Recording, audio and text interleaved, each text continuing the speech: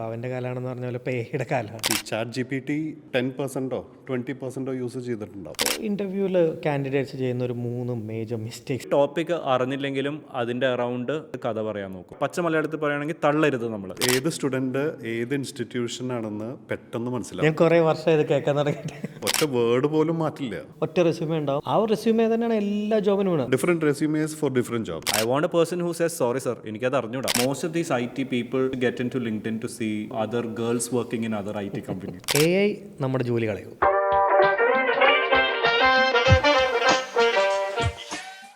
And this question is to both of you. നിങ്ങൾ ഒരുപാട് interviews എടുത്തിട്ടുണ്ടാവും.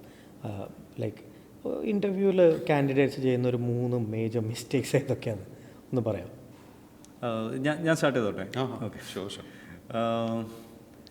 So I think like I'll start off by saying I was one of the first 15 employees in Entri. Okay. From there, we have grown considerably, over 500 members across India now. And hiring was the biggest challenge. Challenge എന്ന് ഞാൻ പറയുമ്പോൾ the most interesting challenge to solve, right? Like what works in Kerala will not work in Tamil Nadu. What will work in Tamil Nadu will not work in Hindi. I was just mentioning Nitin that. So ഇതിൻ്റെ ഒരു രസം and the interesting thing about this is understanding that common metrics to choose a successful candidate. So coming back to your question of what are the main 3 mistakes a candidate makes, the first topmost one I would say would be ഭയങ്കര ഒരു topic അറിഞ്ഞില്ലെങ്കിലും അതിൻ്റെ around കുറേ revolve ചെയ്ത് കഥ പറയാൻ നോക്കും. So beating around the Bush, don't beat around the Bush, because people who are interviewing you are very have gone through the same grind that you guys have gone through. നിങ്ങളെക്കാട്ടും ചിലപ്പോൾ കൂടുതൽ കോളേജിൽ അലമ്പൊക്കെ ഉണ്ടാക്കിയ ആൾക്കാരായിരിക്കും. So they know in and out. So like to everybody be as truthful as possible and എന്താ പറയുക, പച്ച മലയാളത്തിൽ പറയുകയാണെങ്കിൽ തള്ളരുത് നമ്മൾ.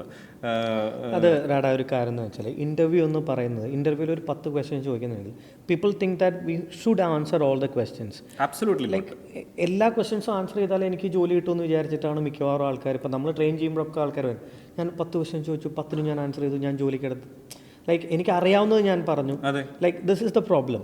നമ്മൾ എങ്ങനെ ക്വസ്റ്റ്യൻസിനെ ഈ ആൻസേഴ്സ് ഏത് രീതിയിൽ തെറ്റിക്കുന്നു എന്നുള്ളതും ഒരു ഇൻ്റർവ്യൂവർ നോക്കുന്നില്ല. പിന്നെ ഞാൻ അതുകൊണ്ട് തന്നെ ഇപ്പോൾ ഞാൻ പറഞ്ഞ പോയിന്റ് വളരെ നല്ലതാണ്. കാരണം ഞാൻ ഇൻ്റർവ്യൂ എടുക്കുന്നതിലും ഞാൻ കൂടുതൽ മനസ്സിലാക്കാൻ നോക്കുന്നത് അയാളുടെ പേഴ്സണാലിറ്റിയാണ്.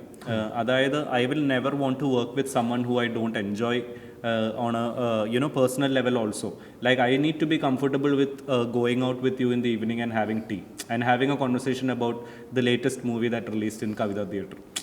അത്രയും സിമ്പിളായിരിക്കണം കാര്യം. സോ എനിക്ക് ഒരു ഇൻ്റർവ്യൂവിൻ്റെ ടൈമിൽ I don't want to be interviewing a person who is trying to be someone else. I don't want that person.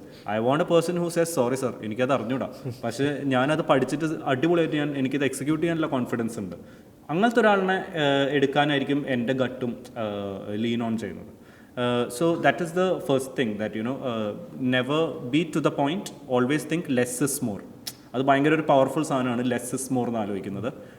എത്രത്തോളം കൺസൈസ് ആയിട്ട് നമ്മളുടെ തോട്ട്സ് ക്ലാരിറ്റിയോടെ സംസാരിക്കാൻ പറ്റും, that is the best. Second is people with lack of truth. So ട്രൂത്തിൻ്റെ കാര്യം ഞാൻ പറയാനുള്ള റീസൺ എന്ന് പറഞ്ഞാൽ എന്തായാലും ലൈക്ക് കമ്മ്യൂണിക്കേഷൻ ലാംഗ്വേജ്, സംസാരിക്കുന്ന ഇംഗ്ലീഷിലായാലോ മലയാളത്തിലായാലോ അതിലൊരു ട്രൂത്ത് ഉണ്ടെങ്കിൽ ഡയറക്റ്റായിട്ട് വരും, ഫിൽറ്റർ ഇല്ലാണ്ട് വരും. ആൾക്കാർക്ക് കോൺഫിഡൻ്റ് ആയിട്ട് സംസാരിക്കാൻ പറ്റും, സ്പീഡിൽ സംസാരിക്കാൻ പറ്റും.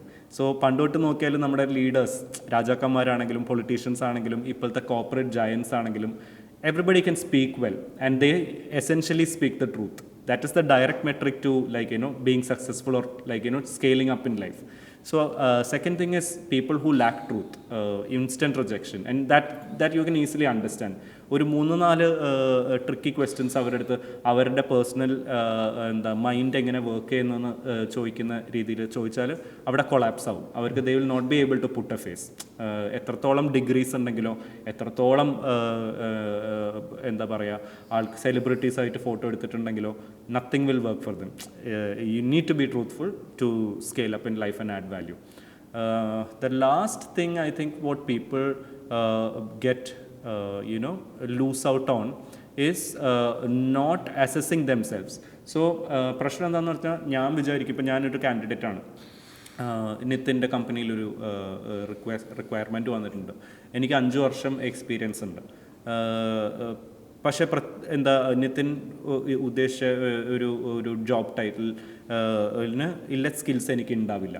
ആ സ്കില്ല് എനിക്ക് ഇല്ല എന്നുള്ളത് അറിവ് എനിക്ക് ഉണ്ടാവില്ല, അത് കുറവായിരിക്കും. അതിൻ്റെ ഏറ്റവും വലിയ reason is when people become too much into I know everything. ആ ഒരു മൂഡ് വരും in terms of like unlearning, where I see people who don't unlearn are also these guys who are suffering in an interview. You need to unlearn, like നമ്മൾ പഠിച്ച പല കാര്യങ്ങളും, starting from like whatever, like things that have not we have seen in home. Like the scenario is not like that. Like probably we would have all seen നമ്മുടെ mothers working in the kitchen. ഇപ്പോൾ situation അങ്ങനെ അല്ല. It's completely change. Gender roles have change drastically. കുറേ changes നടക്കുന്നുണ്ട്. So I think unlearning is a very important aspect too. So coming to your points, the top 3 things would be, one is as I said, unlearning. Second one is truth, being absolutely radically truthful as possible. And the last one is beating around the bushes. Beating around the bush. Be to the point. Always like to the point. No beating around the bush. Okay, so what's your opinion? എനിക്ക് ഒരു കാര്യം കൂടി അറിയണമെന്ന്, ഇത് training കൊടുക്കുന്ന സമയത്ത് എത്രത്തോളം effective ആവാറുണ്ട് ഈ ഒരു 3 കാര്യങ്ങളിൽ? ഇപ്പോൾ ലൈക്ക് ഒരു നിതിൻ്റെ പെർസ്പെക്റ്റീവിൽ വരെ ആയിരിക്കാം, എങ്ങനെയാണ് ട്രെയിൻ ചെയ്യിച്ചിട്ട് വരെ എടുക്കാൻ പറ്റുക? അല്ലെങ്കിൽ ഇത്തരത്തിൽ ഇപ്പോൾ ഈ ബീറ്റിംഗ് അറൗണ്ട് ദ ബുഷസ് പോലുള്ള കാര്യങ്ങൾ എല്ലാവരും ചെയ്യുന്ന കാര്യങ്ങളാണ്. ഇത് ട്രെയിനിങ്ങിൽ എത്രത്തോളം നമുക്ക് മാറ്റാൻ പറ്റാറുണ്ട്? I will just add to his point, Radha's point. These 3 things are very much like essential. അത് എന്തായാലും അതിലേക്ക് ഒരു എന്താ പറയുക, they have to think എന്താ പറയുക themselves and correct it as soon as possible. ഇത് ഞാൻ ചെയ്യുന്നുണ്ടോയെന്ന് ആദ്യം ചെക്ക് ചെയ്യാനുള്ളതാണ്. അത് വേണം. അതില്ലെങ്കിൽ കഴിഞ്ഞു. മെനി പീപ്പിൾ അത് ചിന്തിക്കുക പോലുമില്ല. അതെ, ഞാനിപ്പോൾ പറയുന്നത് അവർക്ക് ഇപ്പോൾ ഇൻ്റർവ്യൂവിന് മനസ്സിലാവുന്നോ എന്നൊന്നും ഇല്ല.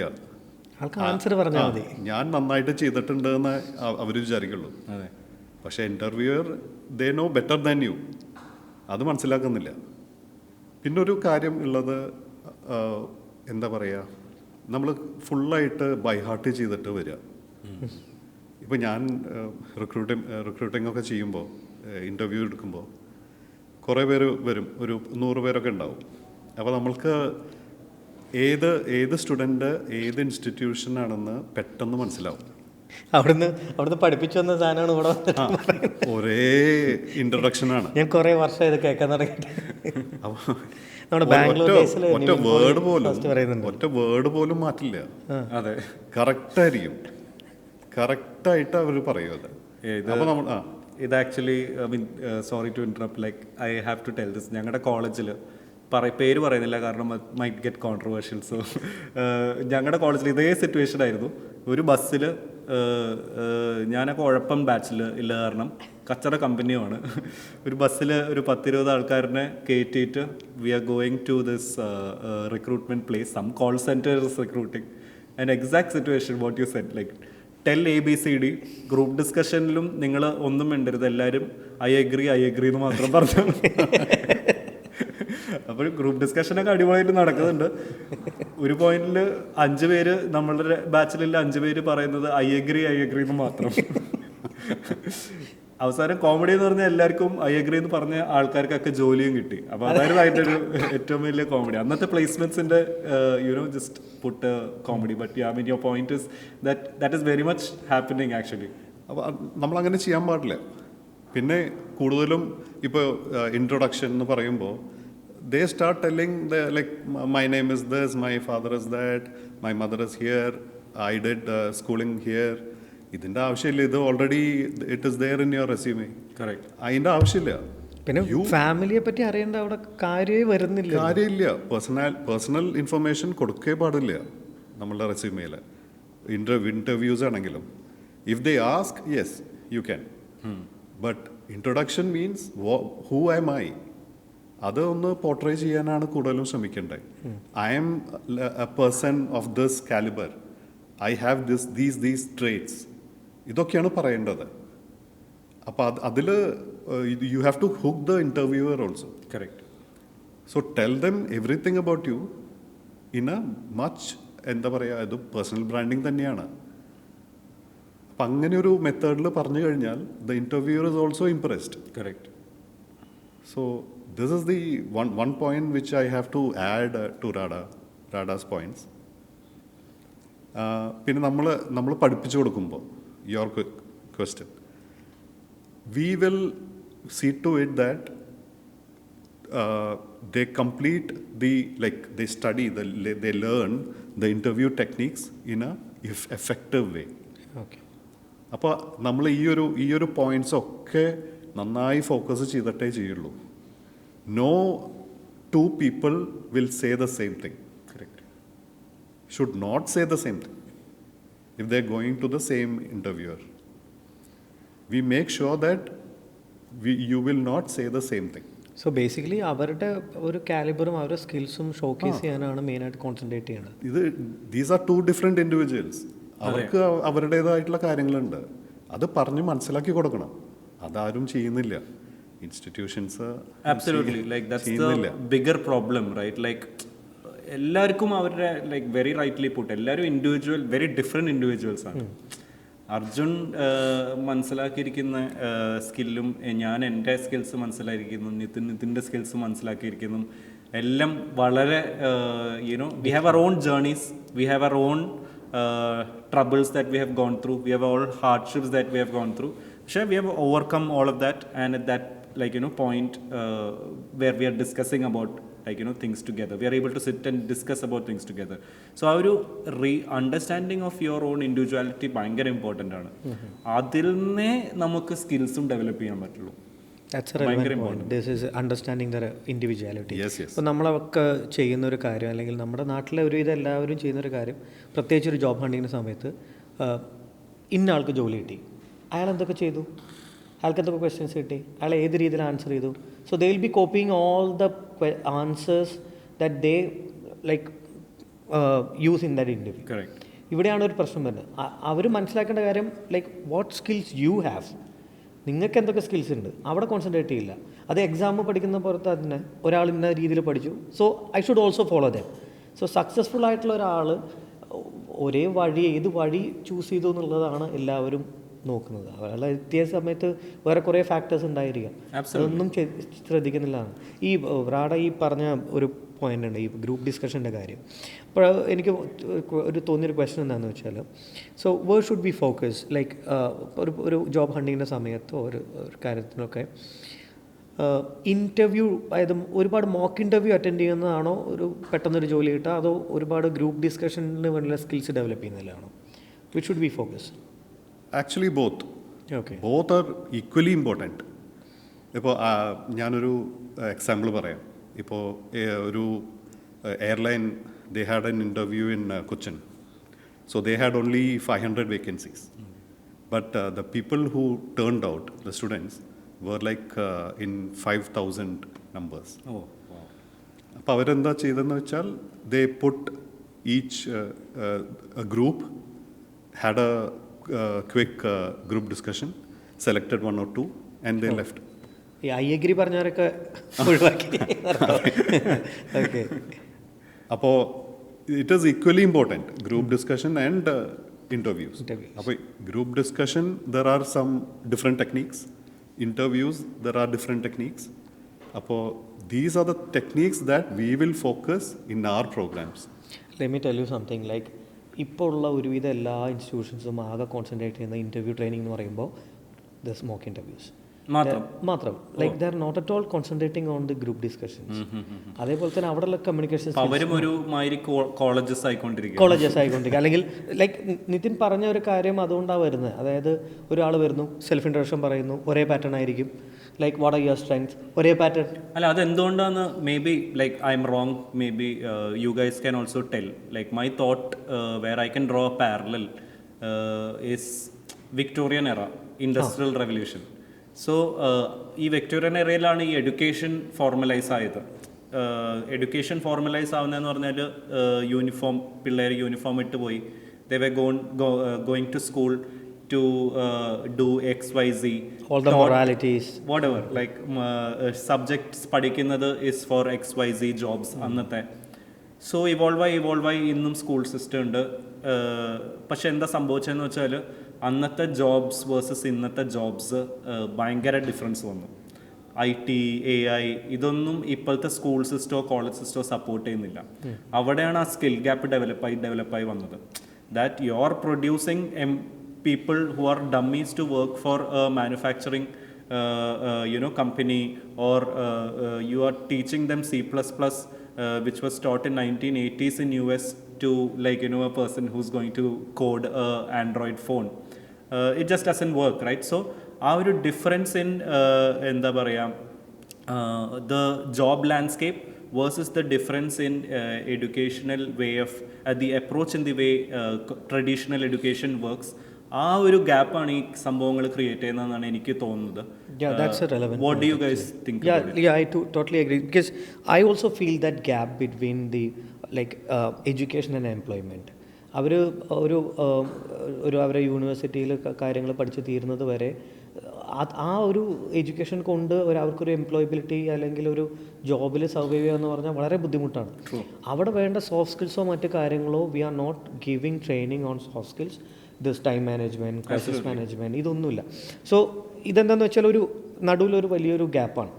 അവർക്ക് ഇതിലൊരു ബ്രിഡ്ജ് ഉണ്ട്. ആ ബ്രിഡ്ജ് എങ്ങനെ ആ ബ്രിഡ്ജ് ബിൽഡ് ചെയ്യണമെന്ന് പോലും we don't have A like idea of that. അപ്പോഴാണ് നമ്മൾ ഈ ബാക്കിയുള്ളവരെ കോപ്പി ചെയ്യാൻ തുടങ്ങുന്നത്. അവിടെയാണ് പ്രശ്നം വരുന്നത്. ഈ കോപ്പി ചെയ്യുന്ന സിസ്റ്റംസും വളരെ ഡ്രാസ്റ്റിക്കലി മാറിയിട്ടുണ്ട്. ഇപ്പോൾ എക്സാമ്പിൾ പറയാം, gig economy, Swiggy and Zomato and Blinkit and Zepto and all. So even if you are not a person who has a degree, right, now there are ample companies that are hiring you. സ്വിഗ്ഗിയിൽ ഒരു 15-16 വയസ്സുള്ള ഒരു ചെക്കൻ ഇല്ലെങ്കിൽ ഒരു 18 വയസ്സുള്ള college going student, if he goes into Swiggy, അവൻ 30,000 രൂപ മാസം ഉണ്ടാക്കുന്നുണ്ട്.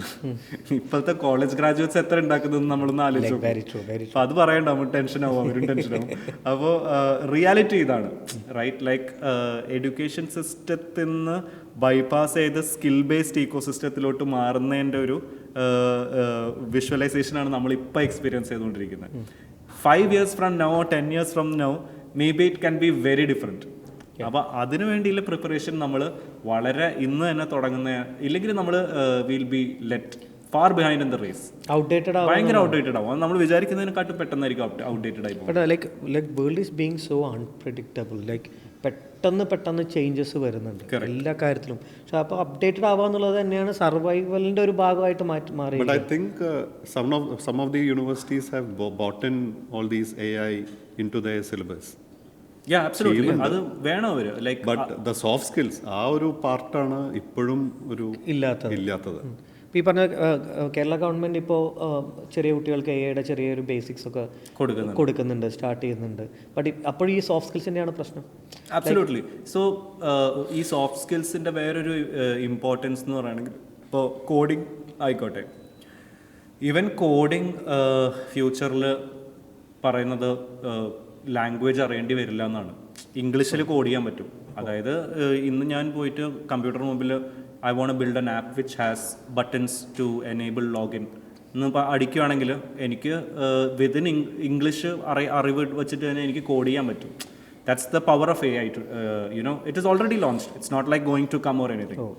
So അതിന് നമ്മൾ പ്രിപ്പയർഡ് ആയിരിക്കണം. അത് ഇംഗ്ലീഷ് അറിയാത്ത ആൾ ഒരിക്കലും ചെയ്യാൻ പറ്റില്ല.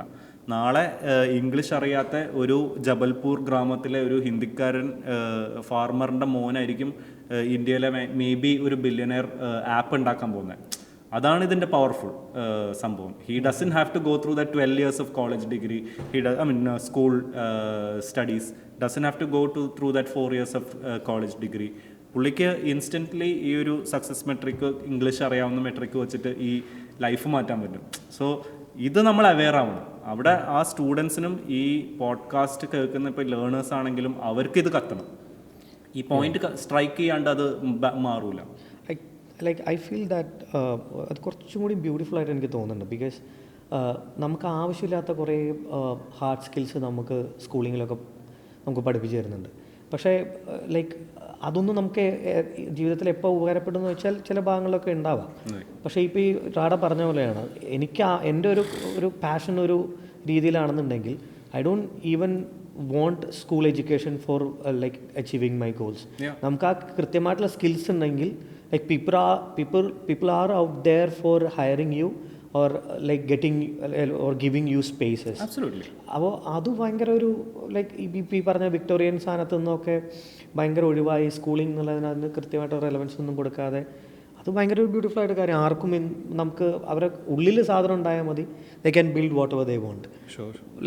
Very relevant. ഇതിനോട് ചേർന്നിട്ടുള്ള ഒരു സംഭവം ചോദിക്കാം. ഈ ഇപ്പം നമ്മൾ തുടക്കത്തിൽ നിന്ന് തുടങ്ങിയത് വെച്ചിട്ട് നമ്മുടെ ഈ ക്രൈസിസ് മാനേജ്മെൻറ്റ് എത്രത്തോളം നമ്മുടെ ഒരു കരിയർ ഗ്രോത്തിൽ ഹെൽപ്ഫുൾ ആയിരിക്കും? അതിലെങ്ങനെ സ്കിൽസ് ഒരു ക്രൈസിസ് മാനേജ്മെൻറ്റിൽ സ്കിൽസ് ഡെവലപ്പ് ചെയ്യാൻ നമ്മൾ എന്തെല്ലാം ചെയ്യേണ്ടതുണ്ട്? So what your thought on that? Crisis management, ഒരു കാര്യം പറയാം, നമ്മളുടെ മലയാളികൾ കൂടുതൽ ഈ ക്രൈസിസ് മാനേജ്മെൻറ്റിൽ സൂപ്പറാണ്. ഒരു ഇൻഹറൻസ് ആണ് എന്തെന്ന് പറഞ്ഞു. അതെ ഡെഫിനറ്റ്ലി. നമ്മൾ കണ്ടതാണ് ഇത്രയും ഓരോ ക്രൈസിസ് വന്നപ്പോഴും വി റിമെയിൻഡ് സ്ട്രോങ്. അപ്പോൾ ആ ഒരു ഇതിൽ വരുന്ന സ്കിൽസ്, സോഫ്റ്റ് സ്കിൽസ് എന്താണെന്ന് വെച്ചാൽ it is basically problem solving and decision making. ഒരു സിറ്റുവേഷൻ എങ്ങനെ ഹാൻഡിൽ ചെയ്യാൻ പറ്റും എന്നുള്ളൊരു എന്താ പറയുക തോട്ടും അതിൻ്റെ ഒരു ആക്ഷനുമാണ്. സോ ഇത് കറക്റ്റായിട്ട് ഈ ഒരു ഡിസിഷൻ മേക്കിംഗ് സ്കിൽസ്, അതാണ് മെയിനായിട്ട്. ഡിസിഷൻ മേക്കിംഗ് എബിലിറ്റി നമ്മൾ ഉണ്ടാക്കി അവർ own self we create a good decision decisiveness എന്ന് പറയും. So if we have this decisiveness in our self, so we can take decisions in a minute, in a second, which is very effective. പിന്നെ ഒരു problem സോൾവിങ്ങും ഒരു situation എങ്ങനെയാണ് നമ്മളത് നേരിടേണ്ടത്, അതും വലിയൊരു കാര്യമാണ്. So if we combine these problem solving and decision making, we can face any crisis in a very effective way. അപ്പോൾ ഈ രണ്ട് കാര്യങ്ങളും നമ്മളുടെ പ്രോഗ്രാമിലും ഈ രണ്ട് കാര്യങ്ങളാണ് നന്നായിട്ട് നമ്മൾ ഫോക്കസ് ചെയ്യുന്നത്. we have a module for each of these skills. So what I mean telling is ഈ ഒരു സ്കിൽസ് കൊടുക്കുന്ന സമയത്ത്, ട്രെയിനിങ് കൊടുക്കുന്ന സമയത്ത് ഈ മലയാളി കാൻഡിഡേറ്റ്സ് ഒന്നുകൂടി പെർഫോം ചെയ്യാറുണ്ടെന്ന് അർത്ഥം. നമ്മളങ്ങനെ അങ്ങനത്തെ കൂടുതലായിട്ട് അങ്ങനെ പറയേണ്ട, ഇറ്റ് ഈസ് എ ബേസിക് ആയിട്ടുള്ള ഒരു എന്താ പറയുക, ഒരു കൾച്ചറൽ ആസ്പെക്ട് നന്നായിട്ടുണ്ട്. കാരണം ഐ തിങ്ക് നമ്മൾ we question a lot than other communities, other States.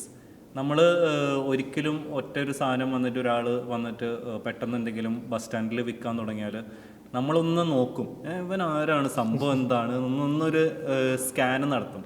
പക്ഷേ ഒരു നോർത്ത് ഇന്ത്യൻ ചിലപ്പോൾ അങ്ങനെ നമ്മൾ നോക്കുന്ന ഒരു രീതിയിൽ നോക്കണം എന്നില്ല. ചിലപ്പോൾ പുള്ളി ഇച്ചിരി കൂടെ ലീനിയൻ്റ് ആയിരിക്കും. ചിലപ്പോൾ 70% ഓഫ് എന്ന് പറഞ്ഞാൽ ചിലപ്പോൾ പുള്ളി വാങ്ങും.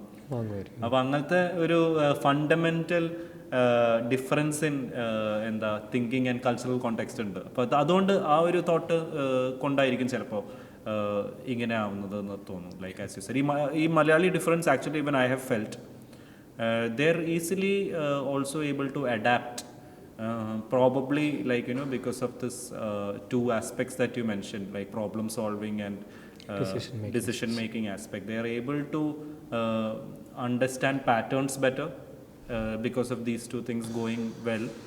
Pattern recognition ആണ് ഒരു very important part of evolution also, if you look at. So I think that way it would be wrong if I say Malayalis are too evolved, but I think there is a difference. Also, they have to be given the right direction also. Correct. ആ ഒരു direction നമ്മൾക്ക് കൊടുക്കാൻ പറ്റിയാൽ we will like nurture superb students, like professionals of tomorrow. Absolutely.